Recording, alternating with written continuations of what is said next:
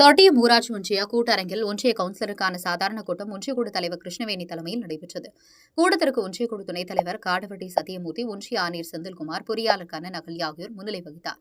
திருச்சி மாவட்டம் தொட்டியம் ஊராட்சி ஒன்றிய கவுன்சிலர்கள் கூட்டத்தில் ஒருமனதாக குடிநீர் சாக்கடை வசதி, மின்சார வசதி உள்ளிட்ட 47 தீர்மானங்கள் ஒருமனதாக நிறைவேற்றப்பட்டது. மேலும் கூட்டத்தில் கவுன்சிலர்கள் சரவணன், கோவிந்தராஜ், தீபா, வசந்த், பாரதி உள்ளிட்ட கவுன்சிலர்கள் அந்தந்த பகுதிக்கு பல்வேறு கோரிக்கைகளை வலியுறுத்தி பேசினர். இதற்கு பதிலளித்து பேசிய ஒன்றிய குழு துணைத் தலைவர் காடவட்டி சத்தியமூர்த்தி விரைந்து செய்தி தருவதாக உறுதியளித்தார். நிகழ்வில் கவுன்சிலர் LRS சுப்பிரமணியன், கோவிந்தராஜ், சரவணன், காளியன்கிற சுப்பிரமணியன், செல்வராணி, பிருந்தா, சித்ரா, தீபா, வசந்த், பாரதி, ரேவதி, முத்துலட்சுமி, முத்துசெல்வி, செல்வராணி, மல்லிகா உள்ளிட்ட கவுன்சிலர்கள் கலந்து கொண்டனர். முடிவில் கலந்து கொண்ட அனைவருக்கும் ஒன்றிய குழு துணைத் தலைவர் காடவட்டி சத்தியமூர்த்தி நன்றி கூறினார். முசிறி செய்தியாளர் குமாருடன் உங்கள் தவசி ரமேஷ்.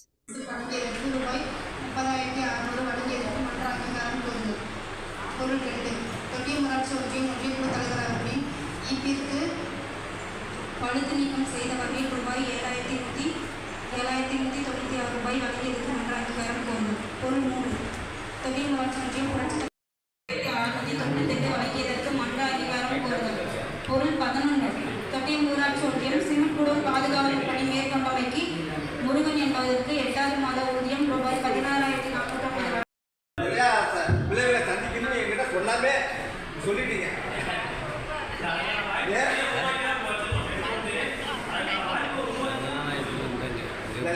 சொன்னார் சார், இல்லை சொல்கிறேன் நான், அதுக்கு தான் சொல்லிட்டீங்க சுருக்கமாக.